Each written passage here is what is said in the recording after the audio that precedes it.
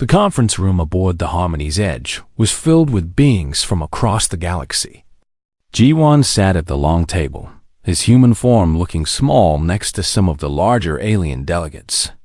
He had been working as a xenobiologist for 3 years now, ever since humanity joined the Galactic Council. Today's meeting was supposed to be simple. Just a cultural exchange about family structures across different species. Everything was going smoothly until Ji-Wan made one casual comment. On Earth, human families can have children at any time of the year, he said, smiling as he shared a picture of his nephew who had been born in December. There's no specific season for it. The room fell silent. Every alien in the conference room turned to stare at him. Ai-Jin, a young Cravathi scholar with shimmering blue exoskeleton and large compound eyes, stood up abruptly. Her translator device crackled to life. That is impossible. You must be joking, or you do not understand your own biology. Ji-Wan blinked in confusion. No, I'm serious. Humans can have babies any month of the year. My sister had her first child in summer and her second in winter. A ripple of disbelief spread through the room. The Viscari ambassador, a tall reptilian being named Exos, leaned forward. Every known sapient species in the galaxy has a breeding season. It is a fundamental law of biology. Reproduction requires specific environmental triggers, hormonal cycles tied to planetary conditions, or seasonal availability of resources. But humans don't work that way, Ji-Wan insisted, now realizing he had stumbled into something bigger than a simple misunderstanding. We can reproduce year-round. It's just how we are. Ai-Jin's mandibles clicked together rapidly, a sign of agitation in her species. I have studied xenobiology for 15 cycles. I have cataloged over 5,000 sapient species. Not one has continuous fertility. Not one. Your claim violates every principle of evolutionary biology. Another alien, a floating gaseous being named Vreth, spoke through its translation sphere. Perhaps the human is confused about his own species' reproduction? Many young beings misunderstand such matters. Ji-Wan felt his face flush with embarrassment and frustration. I'm not confused. I'm a xenobiologist. I know human reproduction. We have a 28-day cycle, but that cycle happens continuously, all year long. Women can get pregnant in spring, summer, fall, or winter. It doesn't matter. The room erupted in overlapping voices. Some aliens laughed, thinking Ji-Wan was making an elaborate joke. Others looked concerned, as if he might be mentally unwell. A few were angry, believing he was spreading false information about his species. Ai-Jin held up one of her 4 arms for silence. When the room quieted, she fixed her multifaceted eyes on Ji-Wan. You are either deliberately lying or severely misinformed. I cannot allow such blatant falsehoods to be entered into the Council's biological records. I'm not lying, Ji-Wan said firmly. Check Earth's medical records. Check our history. You'll see births recorded in every single month. Births do not prove conception timing, Exos interjected. Gestation periods vary. The Vescari carry our young for 18 months. Births scattered throughout the year simply means staggered mating seasons among populations. Ji-Wan shook his head. That's not what I mean. Individual human couples can have children whenever they choose. There's no waiting for a season. If a couple wants to have a baby, they can try any day of the year. This statement caused even more chaos. Several aliens began speaking at once, their translators creating a cacophony of sound. The meeting coordinator, a patient being from the diplomatic Qualori species, had to call for order 3 times . When silence finally returned, Ai-Jin spoke again. Her voice was calmer now, but there was steel in it. I formally challenge this claim. As a registered xenobiologist with the Council, I demand that you provide proof of this assertion. If you cannot, you must retract it and issue a formal apology for spreading misinformation. Ji-won met her gaze steadily. I accept your challenge. I will prove it. How do you intend to do that? She asked. Give me access to the Council's biological research facilities. I'll show you Earth's medical data, our historical records, everything. You can examine it all with your own eyes and instruments. Haijin's antennae twitched. Very well. I will assemble a research team. We will investigate this claim thoroughly. But I warn you, human, if this is proven to be false, there will be consequences. The Council does not tolerate deliberate deception. I understand, Ji-won replied. And when I prove it's true, maybe you'll understand that the galaxy is more diverse than you thought. After the meeting ended, Ji-won sat alone in the conference room, his hands shaking slightly. He had not expected such a strong reaction. He pulled out his communication device and sent a message to Earth, requesting all available medical and historical data on human reproduction. He also contacted Do-hyun, a human anthropologist working on another council station. When Do-hyun answered the call, Ji-won explained what had happened. His friend listened in silence, then let out a long breath. You really stirred up trouble, didn't you? I didn't mean to, Ji-won said. I just stated a fact. How was I supposed to know that humans are the only species that can reproduce year-round? We didn't know because no one ever thought to ask, Do-hyun replied. Every species assumes others work like they do. The aliens assumed we had breeding seasons. We assumed continuous fertility was normal. He paused. This could become a big problem. Ji-won, if the aliens think we're lying about our basic biology, it could damage Earth's relationship with the Council. I know, Ji-won said quietly. That's why I have to prove it. Will you help me? Of course, Do-hyun said without hesitation. Send me everything you need. I'll start gathering data from my end too. Over the next few days, Ji-won prepared for Haijin's investigation. He collected birth records from hospitals across Earth, spanning hundreds of years. He gathered medical studies about human ovulation, fertility, and reproduction. He compiled anthropological data showing human births in every climate and culture, in every month of the year. When Haijin's research team arrived at his lab, she was not alone. She had brought 12 other alien scientists, each from a different species. They all looked skeptical. We are ready to begin, Haijin announced. Show us your evidence, human. We will examine everything with the utmost scrutiny. Ji-won took a deep breath and activated the main display screen. Then let's start with the basics of human biology, he said, and prepared to be surprised. The investigation that would change the galaxy's understanding of reproduction was about to begin. The research lab hummed with activity as Haijin and her team of alien scientists examined the data Ji-won had presented. For 3 days, they had been analyzing Earth's medical records, and the atmosphere in the room grew more tense. With each passing hour, Haijin stood in front of a massive holographic display showing birth records from a hospital in Seoul. The data stretched back 200 years, and every single month showed dozens of births. She zoomed in on 1 year, then another, then another. The pattern never changed. January, February, March, April, all the way through December. Babies were being born.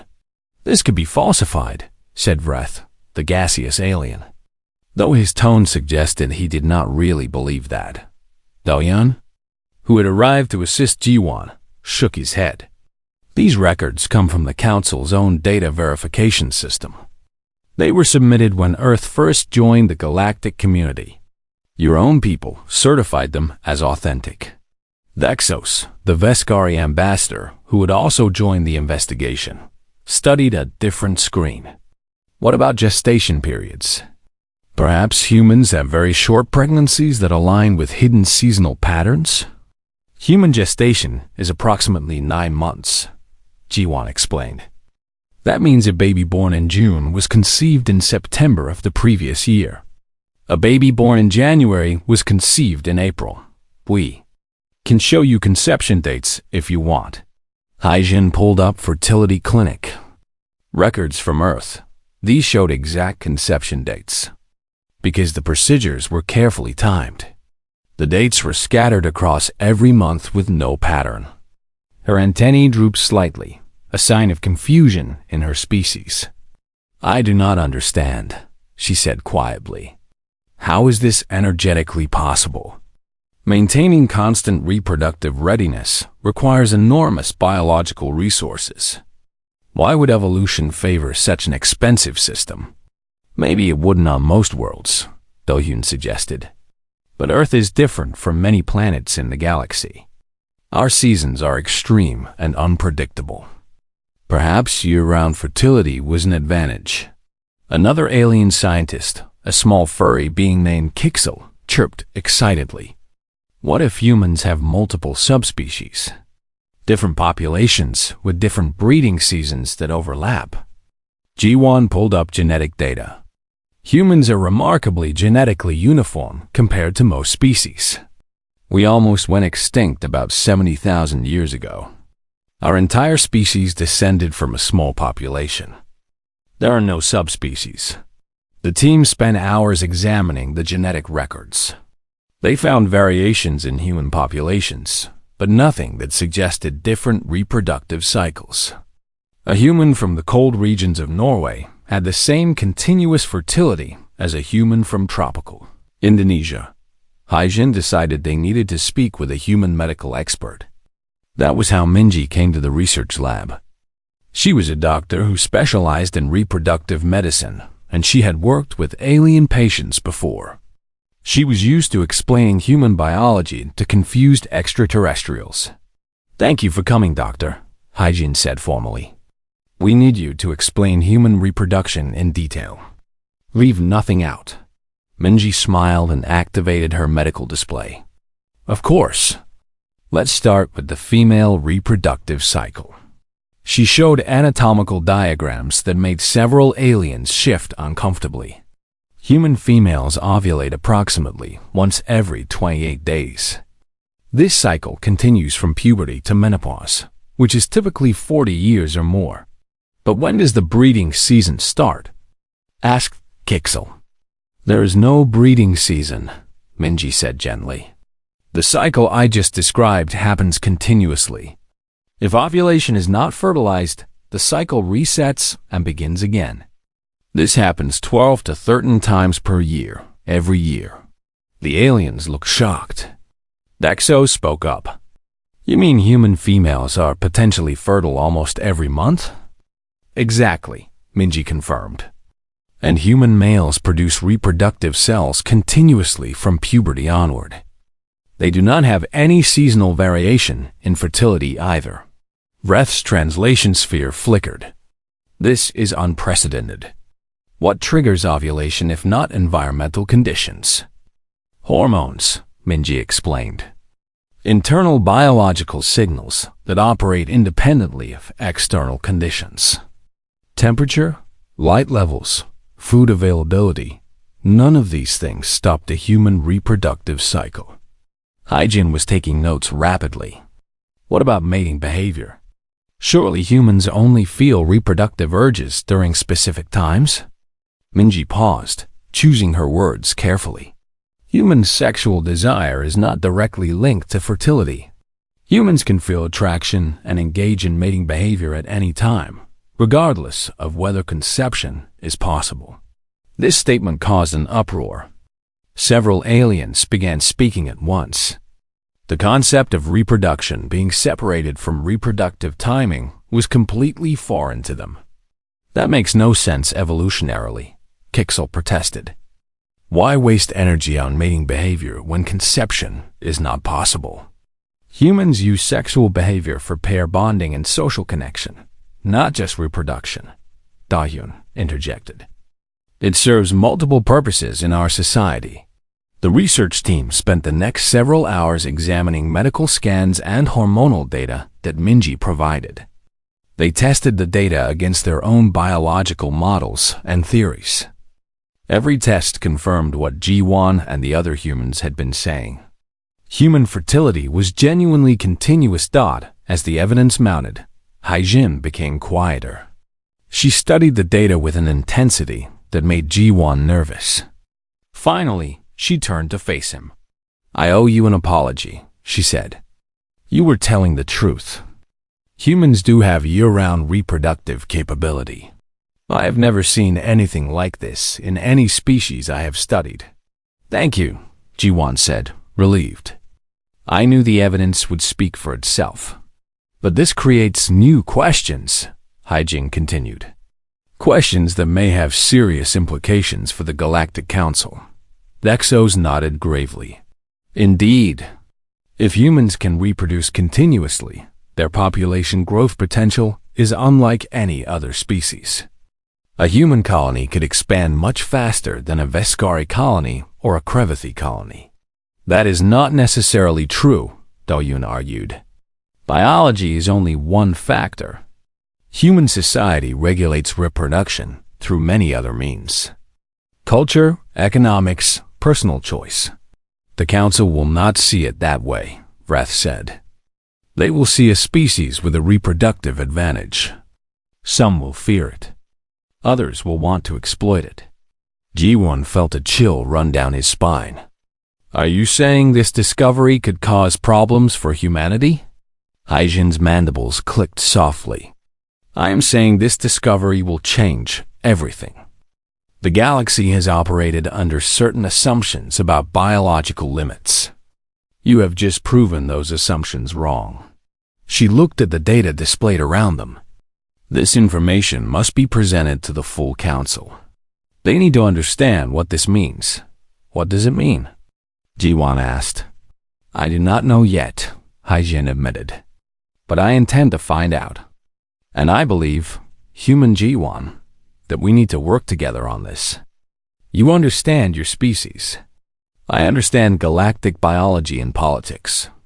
Together, we might be able to control how this information is received." Dohan looked concerned. "You think there will be backlash?" "I think there will be fear," Haijin said bluntly. "And fear makes beings do foolish things. We must prepare for that." Minji gathered her medical equipment. "I will make myself available for any further questions the Council might have. Humans have nothing to hide about our biology." As the meeting ended and the various scientists prepared to leave, G1 found himself standing next to Haijin. She was reviewing her notes, her antennae twitching with thought. "Thank you for being thorough," G1 said. "I know you were skeptical at first." "A good scientist follows the evidence," Haijin replied, "even when it leads somewhere unexpected." She looked at him with her compound eyes. "But I am worried, G1. I am worried about what comes next." G1 was worried too. He had proven his point, but in doing so, he might have created a much bigger problem for all of humanity. The Grand Assembly Hall of the Galactic Council was filled to capacity. Representatives from over 300 species had gathered to hear Haijin present her findings.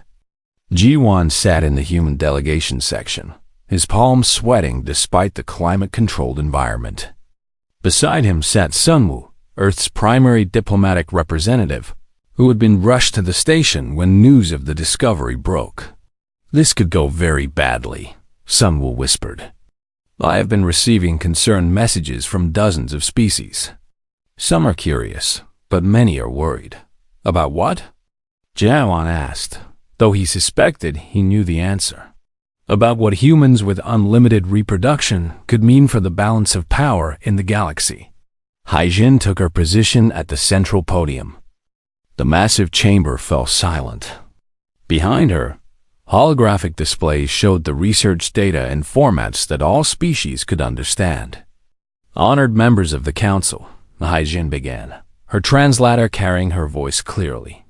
"I stand before you today to present findings that challenge our fundamental understanding of biological reproduction. 3 weeks ago, human xenobiologist G1 made a claim that seemed impossible.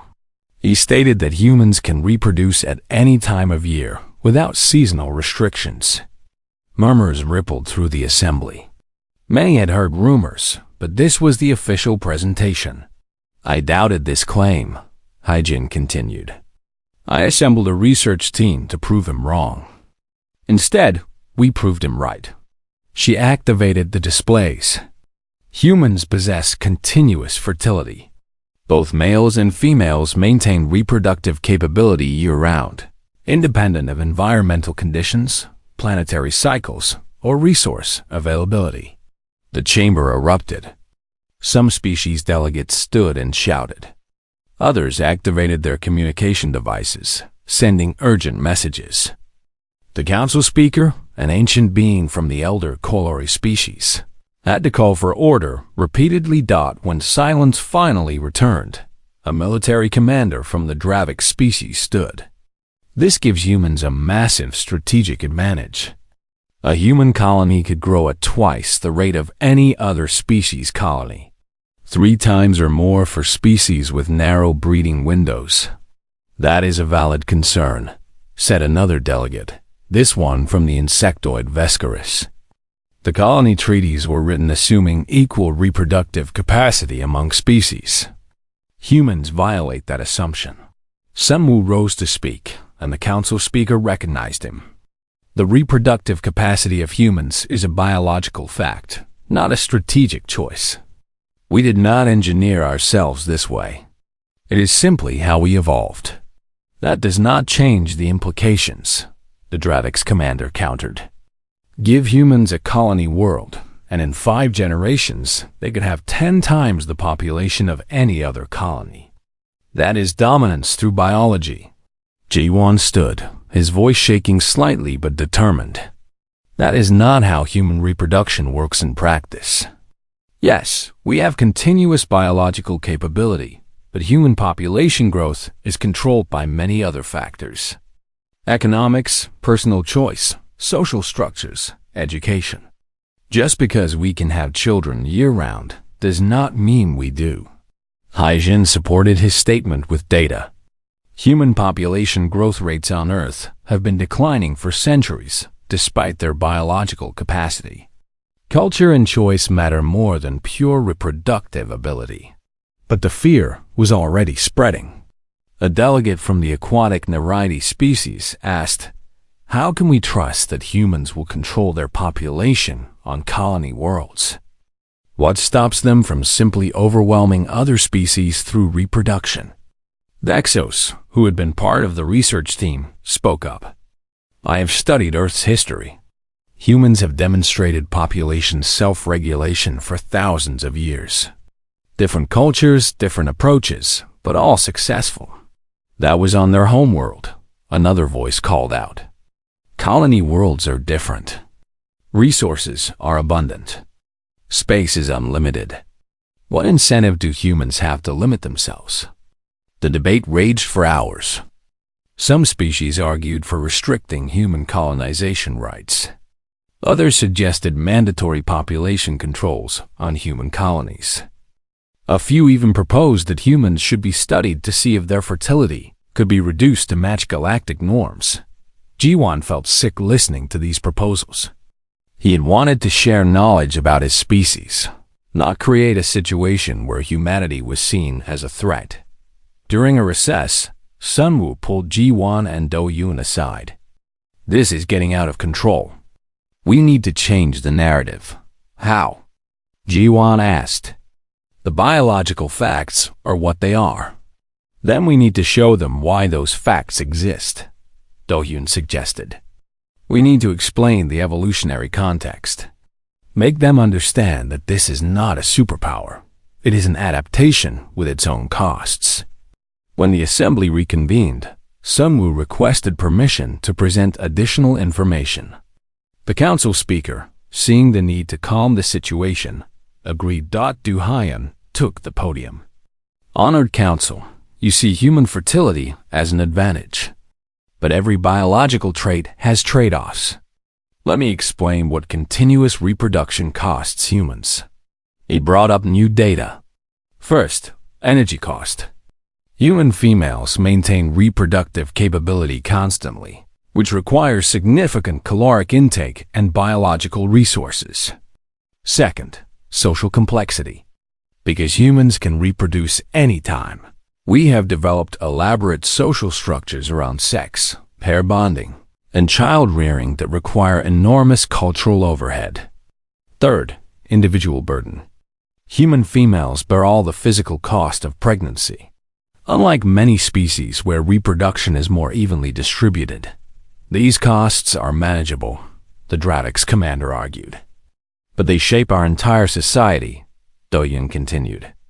Humans develop concepts like marriage, family planning, reproductive rights, and social support systems because our biology required them. We did not get continuous fertility for free. We paid for it with complexity. A delegate from the scholarly Ixian species spoke thoughtfully. This is similar to the Ixian hyperfocus ability. We can concentrate on tasks for days without rest, which seems advantageous. But it requires specific nutrients and leaves us vulnerable to sensory overload. Every adaptation has a cost. Other species began to share similar examples. The Quelleri could live for thousands of years, but they reproduced very slowly. The Dravix were physically powerful, but needed high-gravity environments. The Neridae could breathe both water and air, but required constant hydration. Hygiene saw the shift in the chamber's mood and pressed the advantage. The galaxy is filled with biological diversity. Every species has unique traits that could be seen as advantages in some contexts and disadvantages in others. Human continuous fertility is remarkable, but it is not unprecedented in its implications. The question, said the council speaker, is whether this trait requires special regulations or restrictions on humanity. Sungwoo stood again. Earth requests that humanity be judged by our actions, not our biology. We have been members of this council for 5 years. In that time, have we shown any aggressive expansionism? Any disregard for other species? Any behavior that suggests we would abuse our reproductive capacity? The chamber was quiet. Several species had worked closely with humans on various projects. None could point to evidence of aggressive behavior. A delegate from the peaceful Larani species spoke softly. I have worked with humans on medical research. They have been respectful partners and careful scientists. I see no reason to punish them for how they evolved. Others began to agree. The tide was turning, but not everyone was convinced. The Dravix commander remained skeptical. Words are easy. Time will tell if humans can be trusted with this capability. The council speaker made the final decision. This matter requires further study and discussion. One proposed we establish a joint committee to monitor human colonies and population growth, while also studying the evolutionary factors that led to this trait. We will revisit this issue in 5 years with actual data rather than theoretical concerns. It was not a complete victory, but it was not a disaster either. As the assembly adjourned, Jiwan felt exhausted. What had started as a simple statement of fact had nearly caused a galactic incident. Hyjin approached him as delegates filed out. That was closer than I wanted it to be. Thank you for supporting us, Jiwan said. I supported the truth, Hyjin corrected. But your diplomat friend was right. You need to show the galaxy the evolutionary context. Make them understand why humans are this way. Her antennae twitched thoughtfully. Would Earth allow a research expedition to study human evolution directly? Sunwoo, overhearing this, nodded. I think that could be arranged. It might help ease concerns. Then, that should be our next step, Hyjin said. We go to Earth, we study human evolution in its natural context, and we create a report that the entire galaxy can understand. Jiwon agreed, though he wondered what the aliens would make of Earth and its chaotic history. Still, It was better than sitting here while fear and speculation ran wild. The revelation had shaken the galaxy. Now they needed to help the galaxy understand. The research vessel descended through Earth's atmosphere, and Hai-Jin watched through the viewport with fascination. She had seen images of Earth before, but seeing it in person was different. The planet looked turbulent compared to most inhabited worlds. Massive storm systems swirled over oceans. Ice caps gleamed at the poles. The land masses showed dramatic variation in color and terrain. "Your world looks violent," she observed. Ji-won, sitting beside her, smiled slightly. "Earth is not a calm planet. That is actually important to understanding us." The ship landed in Seoul, where Young-ho was waiting to meet them. He was an evolutionary biologist who specialized in human development. When Jaewon had contacted him about the project, Young-ho had immediately agreed to help. "Welcome to Earth," Young-ho said warmly as Hai-Jin and the other alien researchers disembarked. Dexos was there, along with Vreth and 3 other scientists from different species. "I have prepared a comprehensive tour. We will visit archaeological sites, research facilities, and various ecosystems. By the end, you should understand why humans evolved the way we did."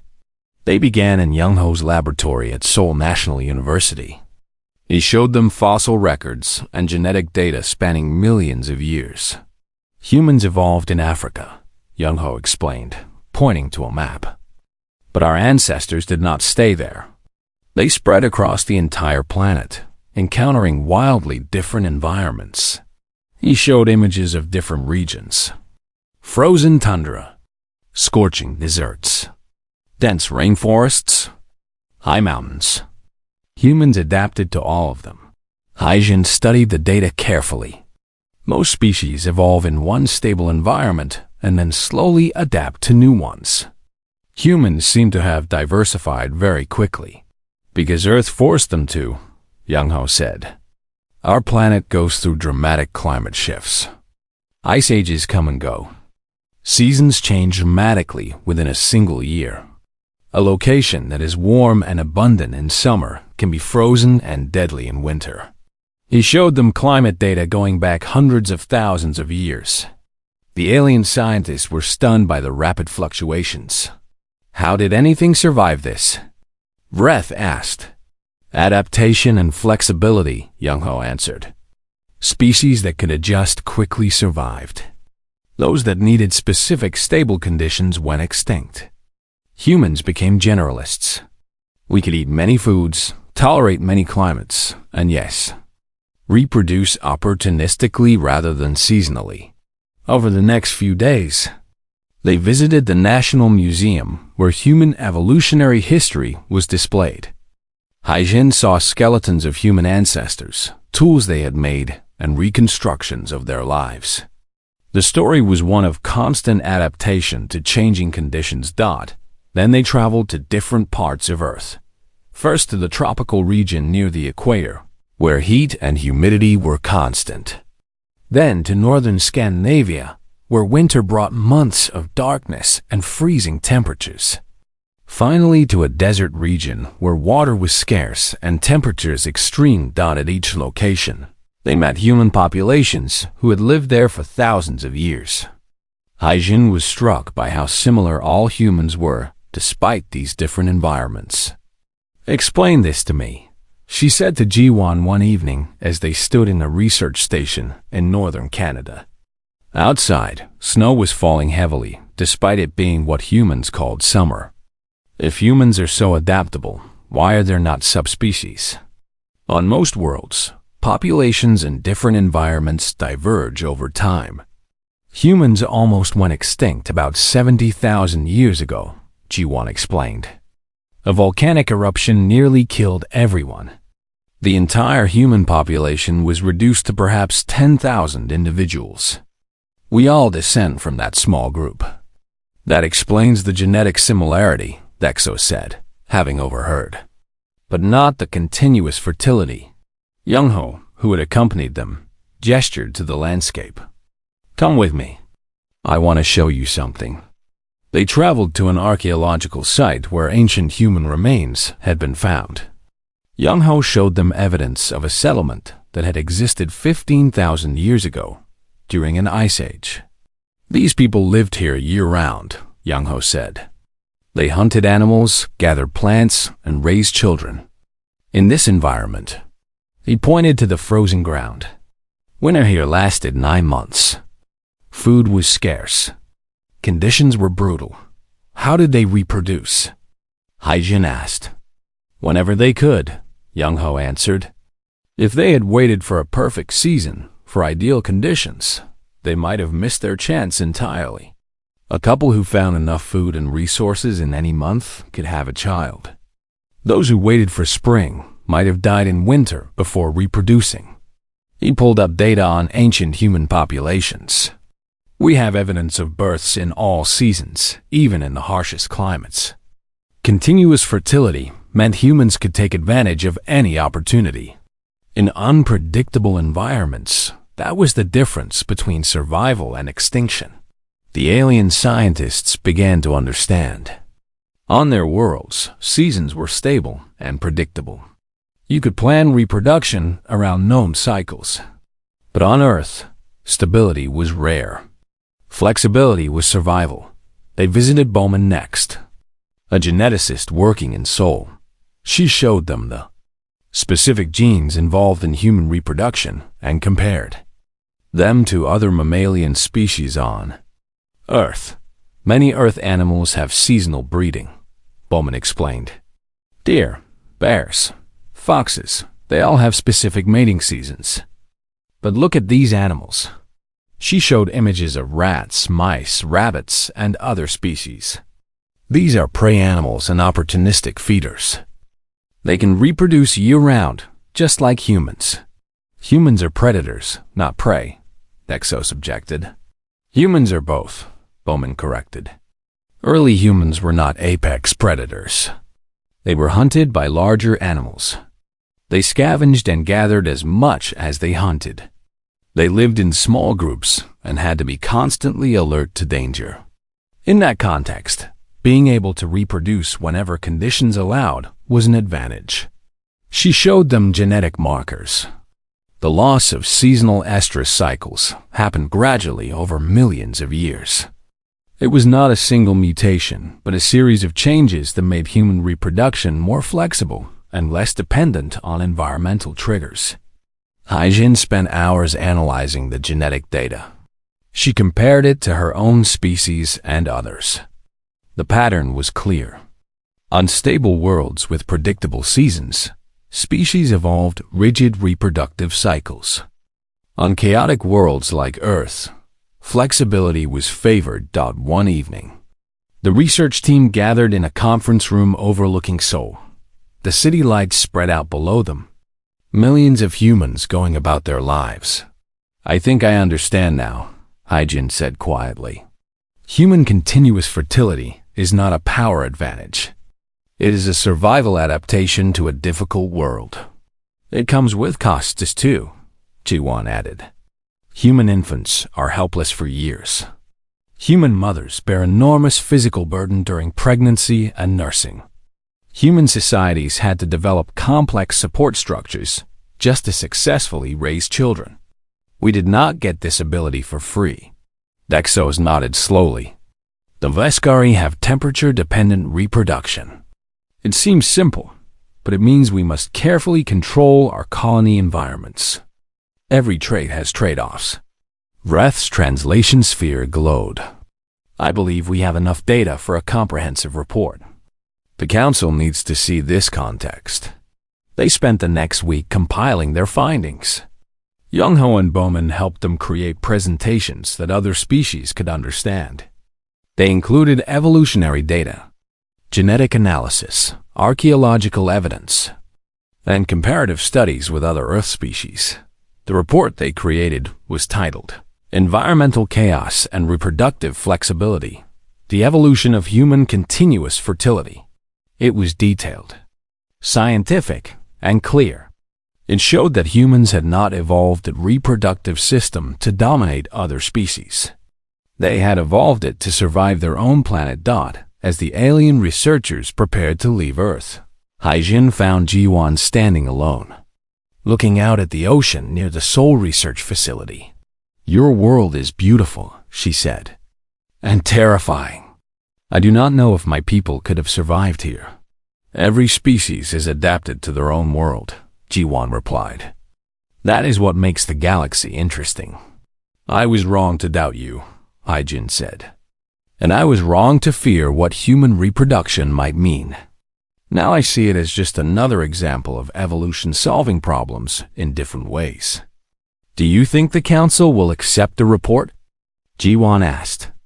"I think they will understand it," Haijin said. "Understanding does not always eliminate fear, but it helps. And the data is solid. Even the most skeptical scientists will have to accept it." They stood in silence for a moment, watching waves crash against the shore. The ocean was cold, even though it was summer. Earth was never entirely comfortable, never perfectly stable. It demanded constant adaptation, and humanity had adapted by becoming flexible in every way, including how they brought new life into the world. "Thank you for showing us your world," Haijin said finally. "I think this will change how the galaxy sees humanity. Not as a threat, but as a species shaped by their environment, just like everyone else." Jiwan hoped she was right.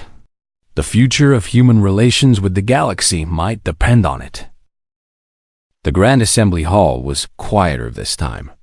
The panic and fear from the previous session had faded, replaced by curiosity. Haijin stood at the podium once again, but now she had data, context, and understanding to share. "Honored members of the Council," she began. 3 months ago, I stood before you with shocking news about human reproductive biology. Today, I return with understanding." Behind her, images of Earth appeared on the massive displays. Storms, ice sheets, deserts, and forests rotated slowly. This is Earth, the human homeworld. It is unlike most inhabited planets in the galaxy. It is violent, unstable, and unpredictable. She showed climate data spanning thousands of years. Earth cycles through ice ages and warm periods. Its seasons are extreme. Its weather patterns are chaotic. This planet does not allow comfortable specialization. The assembled delegates watched in fascination. Few had ever seen such dramatic planetary variation. Humans evolved continuous fertility, not as a strategic advantage, Haijin continued, but as a survival response to environmental chaos. When conditions are unpredictable, rigid seasonal reproduction becomes a liability. Flexibility becomes essential. She presented the genetic data, archaeological evidence, and comparative studies. She showed how human reproduction fit into a larger pattern of adaptability. Humans could eat many foods, tolerate many climates, and yes, reproduce without waiting for perfect conditions. "Every adaptation has costs," Haijin said. "Human infants are dependent for years, requiring enormous parental investment. Human pregnancy places severe physical stress on females. Human societies developed complex social structures just to successfully raise children. Continuous fertility was not free. Humans paid for it with complexity and obligation." Dexo stood to support her testimony. "I visited Earth with the research team. I witnessed the environmental challenges humans face. I also witnessed human communities across many climates. In each place, I saw population self-regulation through cultural means. Biology provides capability, but culture provides control." The Dravix commander who had been so concerned previously rose to speak. "I have read your report thoroughly, Researcher Haijin. It is compelling. But the fact remains that human colonies could potentially grow faster than other species colonies." "They could," Sunwoo acknowledged, standing from the human delegation. "But they will not, because humans understand the importance of balanced growth. We have seen what happens when populations grow without planning. Earth's history includes many examples of societies that grew too quickly and collapsed. We learned from those lessons. A new voice joined the debate. It was an elder from the Kalori species, the same ones who had helped manage previous discussions. I have lived for 6,000 years. In that time, I have watched many species join the council. Each brought unique biology. Each caused initial concern. Every time, we learned that diversity strengthens us rather than threatens us. The Kalori are wise, said a delegate from the scholarly Ixian species. I move that we accept human reproductive biology as simply another form of diversity. No different from Ixian cognitive abilities, Kalori longevity, or Dravik's physical strength. We document it, understand it, and move forward. The motion was seconded by multiple species. The fear that had dominated the previous session was gone, replaced by scientific interest. I would like to propose something, Hyjin said. The research into human evolution has taught me that we know very little about how reproduction evolves on different types of worlds. I suggest a council-funded study of reproductive strategies across diverse planetary environments. Not just to understand humans, but to understand the underlying principles. The council speaker considered this an interesting proposal. It would benefit all species to better understand these patterns. The vote was called. The motion to accept human biology as natural diversity passed with overwhelming support. The research proposal also passed. What had started as a crisis had become an opportunity for greater understanding. After the session ended, Jiwan found himself surrounded by alien scientists asking questions about Earth and human evolution. He answered as best he could, directing some to Young-ho and Bowman's published papers. Hyjin watched from a distance, her antennae expressing satisfaction. When the crowd around Jiwan finally dispersed, she approached him. "You handled that well," she said. "I am just glad it is over," Jiwan admitted. "For a while, I thought my one comment about reproduction was going to cause a galactic incident. It almost did," Hyjin said honestly. "But crisis sometimes leads to understanding. We were all operating under assumptions that turned out to be wrong. Now we know better. Will you lead the reproductive strategy study?" Jiwan asked. "I will co-lead it," Hyjin corrected. "With you, if you are willing. You understand human perspective. I understand galactic perspective. Together we can do good work." Jiwan smiled. "I would like that." Over the following months, the paper Hyjin and Jiwan had written became required reading in xenobiology courses across the galaxy. Environmental chaos and reproductive flexibility. The human model was cited thousands of times. It sparked new research into how planetary conditions shaped biological evolution. Human colonies were established with the same oversight as any other species. After 2 years of monitoring, the Council confirmed that human population growth remained moderate and well managed. The fears about reproductive dominance proved unfounded, but the real change was in how species viewed each other. The human reproduction revelation had forced the Council to examine their assumptions about biological norms. Other species began sharing their own unique traits that had previously seemed too unusual to discuss. The Larani revealed that they could voluntarily adjust their own fertility rates through collective consciousness. The Ixians shared that their intense focus came with periods of complete cognitive shutdown. The Nariti explained that they actually had 3 sexes, not 2, but had simplified this when first joining the Council because they thought others would not understand. Each revelation added to the galaxy's understanding of biological diversity. The Council established new protocols for sharing biological information without fear of judgment or discrimination. 1 year after the initial controversy, a ceremony was held to inaugurate the Reproductive Biology Research Institute, a joint facility funded by multiple species. Haijin was appointed as director, with Ji-won as deputy director. Young-ho and Bowman joined as senior researchers. At the opening ceremony, Ji-won gave a brief speech. "A year ago, I made a simple comment about human reproduction. I did not expect it to change anything, but it changed everything. It reminded us that the galaxy is more diverse than we imagined, and that diversity is valuable." He looked out at the assembled crowd, seeing species from dozens of worlds standing together. "We are all different.